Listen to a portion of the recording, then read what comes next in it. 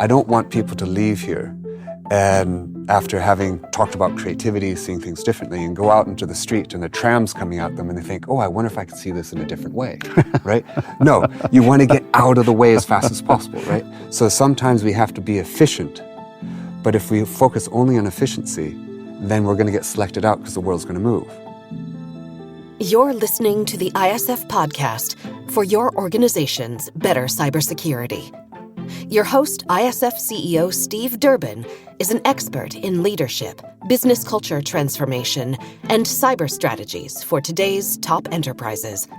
I'm producer Tavia Gilbert. In today's episode, Steve sits down with Beau Lotto. Beau teaches organizations how to apply scientific truths about perception to adapt and thrive in an ever-changing world. He has helped brands like Cirque du Soleil, Microsoft, and L'Oreal gain valuable science-backed insights into their businesses and customers. Beau talks with Steve about how security leaders can adjust their way of being to affect change at their organizations, and he offers practical ways of incorporating play and diversity to improve team outcomes. So, Beau, great to see you. Thanks very much for stopping by in the studio to chat. Yeah, I'm looking forward to it.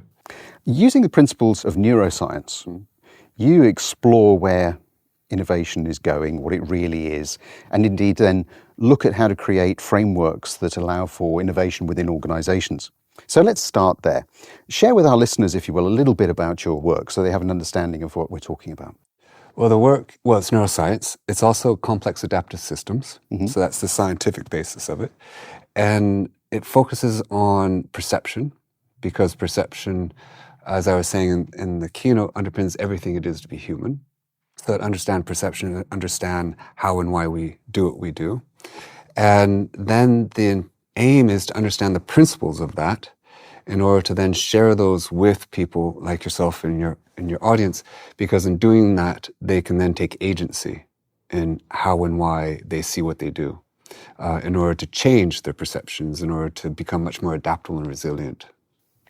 So help us understand, what does that look like in an organization? So if you've worked with people like Cirque du Soleil, you've worked with L'Oreal and other big organizations, what's the applicability of that to organizational construct? There's a number of different applications. It also depends on who you're talking to. Right. So if you're talking to the leadership team, that's one. If you're talking to the marketing, and that's another. If you're talking human resources, yet another. Right. So let's take, for instance, leadership. That would be about working with the leaders to adopt a way of being, because that way of being will infect the whole organization. So I call it the host effect. So you're the host of your company. Right. Okay. And of course, you go to a dinner party, and have you noticed that the personality of the party is very much the personality of the host? Right. So if the host is very quiet, the whole party's quiet. The host is exuberant, the whole party's exuberant. Okay. And it's because the brain infects and is infected by other people. So if you and I were having a conversation, and I give you a warm cup of coffee, okay, and then someone comes in and you have that conversation with that other person, and then they leave, and I say, tell me, what do you think of Joe? You're more likely to give me warm words than had I given you an iced glass of water. Right, okay. Because just the heat of the cup, the temperature of the cup is affecting how you actually perceive the world. You're that cup of coffee. The leaders are that, they actually create the way of being that then can infect the whole organization. So that would be one example. And then it's some ways of being are better than others, depending on what you want to achieve. If you want an organization that's adaptable and resilient and creative, that requires a certain kind of culture, a certain way of being. If you want one that's super efficient and is competitive, well, that's a different way of being. So that's one way we work with them. The other is, let's say we're working with, as we did with Cirque du Soleil, this is still relevant to the leadership team as well, and relevant to adaptability, is what's the business you're actually in? Right. So then we think about with Cirque as an example, when they came to us, it's like, well, your business is not at circus. That's what you do, but that's not your business. Your business is how and why are you relevant to your audience? And I'm not talking about purpose. Right. I'm talking about relevance. So the reason why they're relevant, we say, is awe and wonder. That's the business that they're in. To the extent that they deliver awe and wonder, they will be successful. The circus is the mediator of the awe and wonder. But that's why the audience is buying a ticket. Okay? So with them, what we do with my Lab of Misfits is we then measure their actual relevance on their audience. So in that case, we would measure the brain activity of the people during the performance, what happened to people before and after. So now what they can do is take ownership of what we call the human truth of value that they're actually in the business of. The importance of that is through calm strategy. Now you can actually communicate. We're in the business of awe and wonder. Cirque was bought by a much larger company. They wanted to become the largest live entertainment company in the world. Right. Well, circus doesn't scale like that, but awe and wonder does. That can look like a music performance. That can look like many different things. So now I can scale that, but also I can be adaptable around that. So as a leader, you can say, well, if this is our business, what are the different ways we can deliver that? And if one is starting to become less profitable, we can pivot towards something else without actually changing our core principles. The other value is that if you can demonstrate the impact of your relevance on your audience and share that internally, that can increase loyalty, which is a massive issue with retention recruitment right now. Because now I'm coming, my goodness, when we shared this with the performers, it's like, I just thought I was an entertainer. I didn't realize I was literally transforming the minds of the people that are watching me. I want to come into work. I'm increasing well-being. That's why I'm coming into work now. And we've done this, for instance, with Asurion. You know, there's a tech support company, one of the largest in the US. And we said, your business is not tech support, your business is frustration. And in particular, to decrease frustration. And we then measured the impact of frustration on bad tech design. Terrible things happen in just 5 minutes. That transformed how they train their staff, because now they're not just helping someone figure out their phone, they're actually almost therapists. Like, I'm trying to decrease the frustration of this person. So there are real serious consequences, practical consequences for this. You touched on a number of different points there, I think, which I hear on a regular basis from ISF members and indeed others. You touched on things like workforce attraction, job satisfaction, culture change, transformation for some organizations. And so there may be some people listening to this who are thinking, you know, Beau's nailed it. Yeah, I get that. But where do they then go? How do they start? I mean, you know, you talk about working with leaders, for instance. How important is it to have that buy-in for what you're talking about from the very top of an organization versus anything else? I think it's really important to have buy-in from the leaders, first of all, because their impact and their way of being is nonlinear. Right.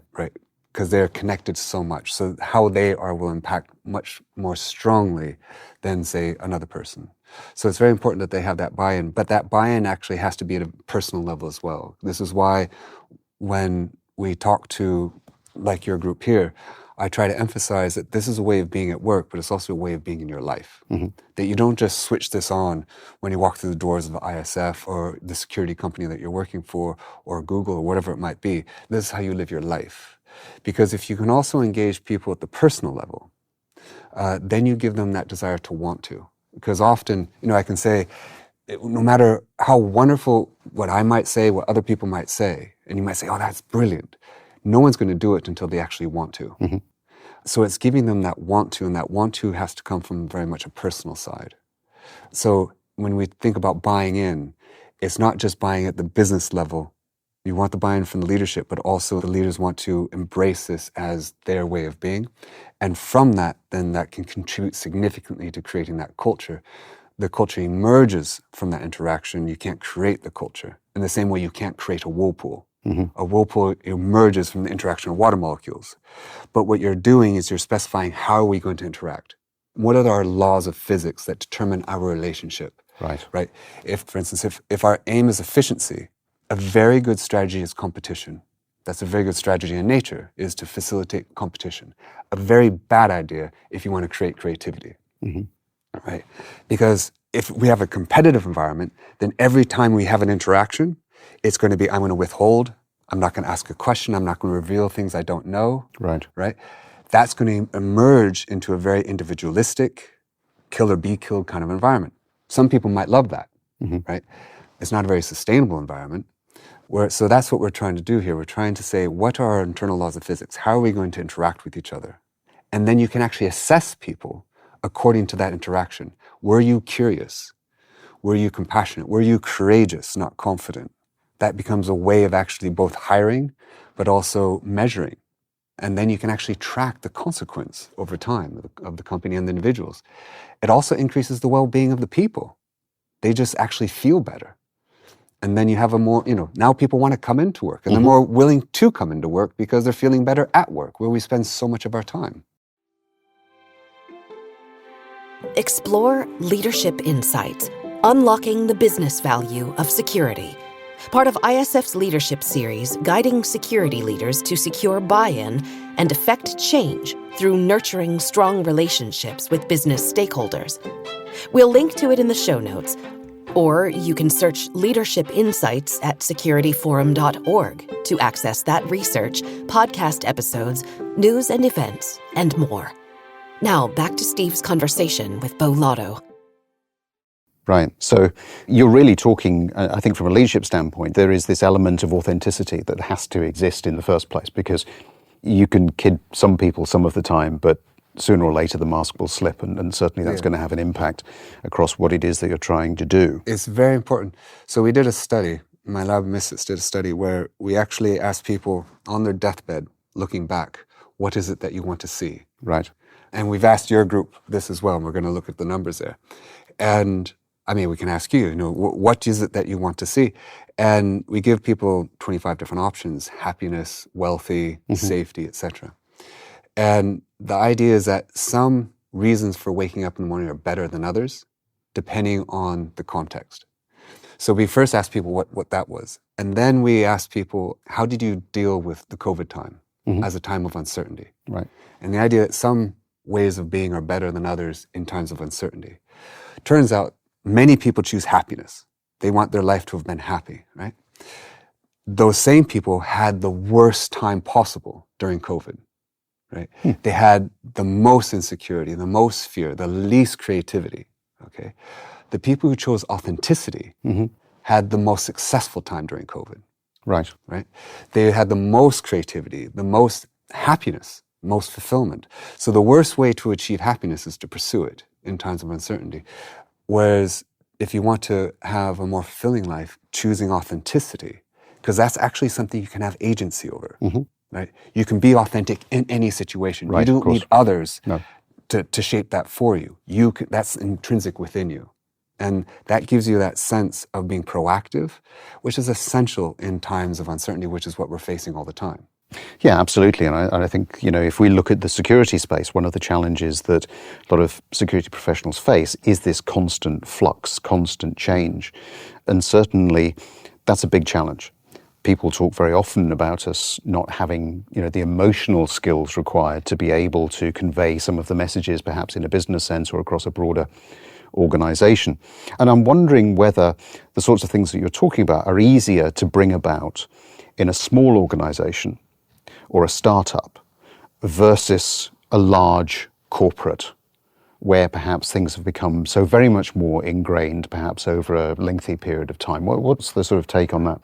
I think this is relevant to every person, independent of the size of the organization. This is just actually, again, a way of living your life. Right. So I think that you can get transformation is such an overused word, right? You go to Burning Man and everyone's being transformed, right? And it's like, well, what do you actually mean by transformation? And I take it in quite a literal sense, that you're going from one state to a completely different state. It's not just a little bit more of something that's already there. And the way you actually transform things is by transforming what you call your initial conditions, okay? So the initial conditions of a system, if we take physics, if you look at, say, the initial conditions of the solar system, right? You have Mars, take Mars, and if you were to alter its proximity to the sun by 1 millimeter, make it 1 millimeter closer, in 10% of models, the whole solar system collapses. If you take Mars and put it 1 millimeter further away, in 10% of the models, the whole solar system explodes and goes off into space, okay? So small change in the initial conditions can have massive transformative effects. So what we need to do is change what those initial conditions are. And that's why I talk about those strategies that are already existent in your brain. You don't have to learn something new. You already have curiosity. You already have these skills. It's just saying that let's have these be our initial conditions of interaction. And that can actually transform a whole organization. right? Now, it might look different depending on the organization, but that's what we want. We really want to focus on these human truth or values, you see what I mean? And then you can actually change it no matter the size. You might need to get more people engaged, but there will be a self-criticality where you'll get the avalanche. Right. Talk a little bit about the importance of playfulness, of experimentation in a work organisation, because sometimes, again, particularly in a security environment, we have a tendency, I think, to be perhaps a little bit over-serious about things, because, of course, we're dealing with things that there's a high don't cost actually matter. Yeah, you have a high cost function. Yes. Right. You'll get massive consequence. You can get a massive negative consequence with a mistake. Yeah. So that's a fascinating space in which to think about play. The irony is that if you don't move, you're also going to get the massive consequence for not moving. Mm-hmm. Okay? So it's not one or the other. Right. It's not being at the edge of chaos, it's being at the edge of chaos on average. Right? I don't want people to leave here and after having talked about creativity, seeing things differently, and go out into the street and the tram's coming at them and they think, oh, I wonder if I could see this in a different way, right? No, you want to get out of the way as fast as possible, right? So sometimes we have to be efficient, but if we focus only on efficiency, then we're going to get selected out because the world's going to move. So then what we try to do is we try to either buy in creativity or we try to get even more and more efficient. What we're actually becoming is increasingly inefficient. So you could argue that creativity is long-term efficiency, right? It's just that we're doing efficiency in a longer time frame. In order to do that, we have to have a mindset, and that mindset is play. And the reason why, and I don't mean this necessarily in a literal sense of play, I mean this in terms of the approach to life. Right. And play is actually an evolved brain state where we actually choose uncertainty. We don't avoid it. We actually want it. It's not that we hate it, but we're going to turn down our loathing of it. We actually seek it out, right? And, not knowing who's going to win the Rugby World Cup is why it's fun to watch. Right. Right. Unless you happen to be an England supporter, of course. It was fun in the moment. I'm Welsh, so it was a pretty good outcome from my perspective. Brilliant. Yeah. So, but that's an example, right? That's why it was fun. So we get enjoyment from that, and then it's intrinsically rewarding. And what I mean by intrinsic rewarding for your brain is that intrinsic reward, that with the activity is its own reward. The reward for skiing is skiing, right? Then you have an extrinsic reward, which is you get money, for instance, for doing something that has nothing to do with money. So you work to get money. So it's an extrinsic reward. They're both motivators. The extrinsic work is a very strong motivator, but you get rid of the extrinsic reward and you extinguish the behavior. Whereas an intrinsic reward, because it's endogenous, actually has much longer sustainability. So play has that.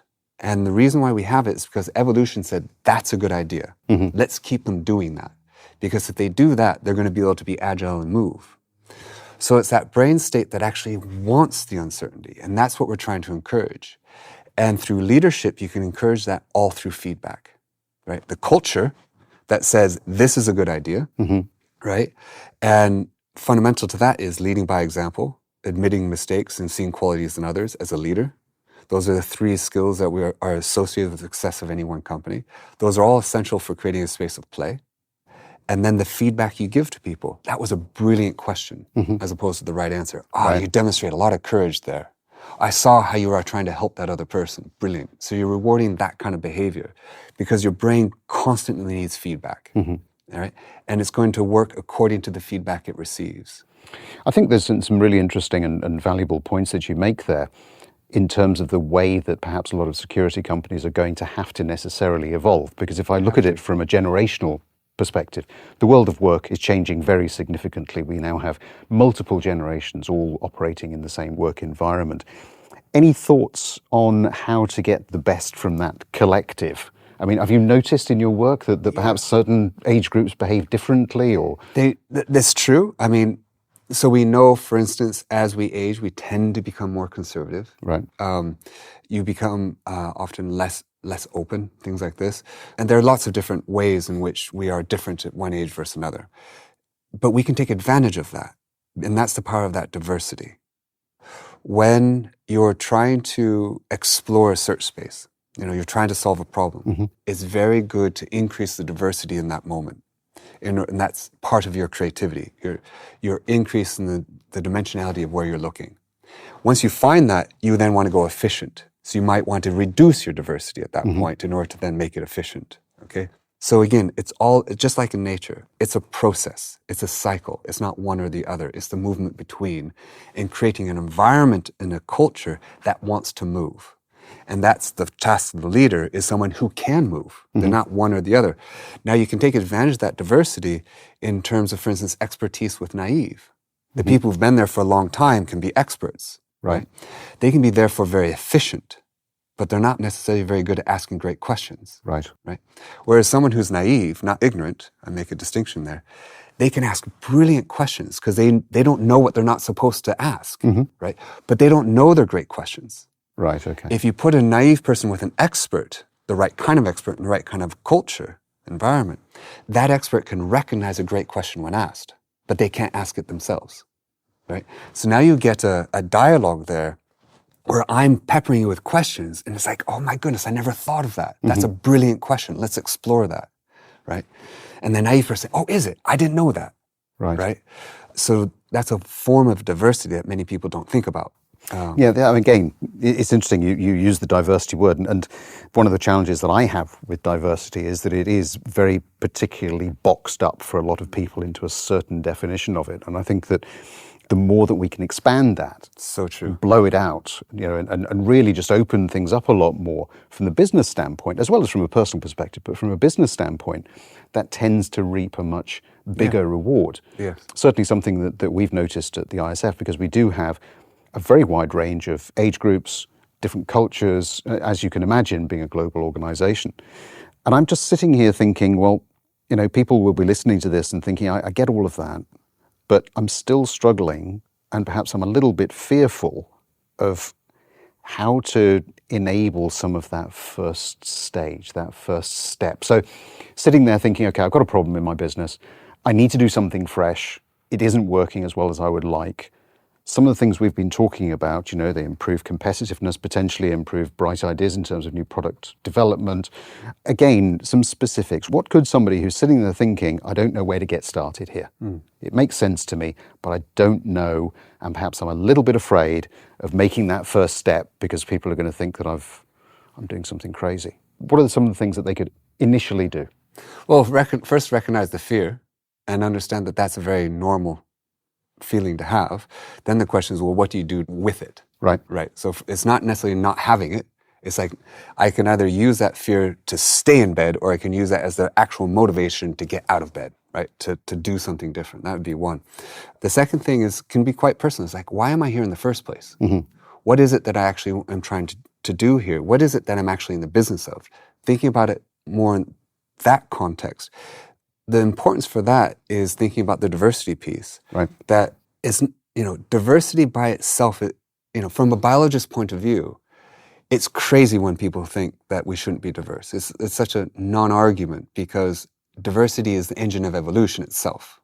Okay? But what people tend to forget is you have to integrate across that diversity as well. Because diversity by itself can actually be incredibly stressful. Just to have lots of things, like keeping plates juggling, right? So you have to integrate across it. And understanding why you're in the business, why you're trying to achieve, is the way you can actually bring those people together. Like, this is what we're trying to achieve. You're trying to find something that transcends any one discipline. Okay? Now they have a context that can integrate across. So it's better understanding that as one of the pieces. And another thing is to bring a smaller group together to then also have that challenge and say, this is what I'm trying to do. And to be very directed in that, but very directed in, and I don't know where this is going to go. Right. So the vision is not that we're going to get here. The vision is that we're going to start something. And let's go along on that ride, and let's express that this is going to be a challenge, but it could also be super exciting as well. So it's very personal, I think, is where they start. And you made the point there, it's very exciting, and certainly I think that is something, it can be. And that's something for me anyway that we need to bring back into the world of work, particularly from a security standpoint, because we know that on a daily basis there are so many different things that we have to contend with, threats, general environment, and sometimes we can lose sight of the fact that there needs to be a little bit of fun involved in what we do. And creating spaces for that, right? Some groups, for instance, Cirque du Soleil, they will designate times when we say, this is a time where we're just exploring. We're leaving all that, we're going to just explore here. And then walking people through that exploration process. Because part of that, in those times when you're trying to be creative and trying to think differently, there'll be times like, I don't have a clue what we're doing here.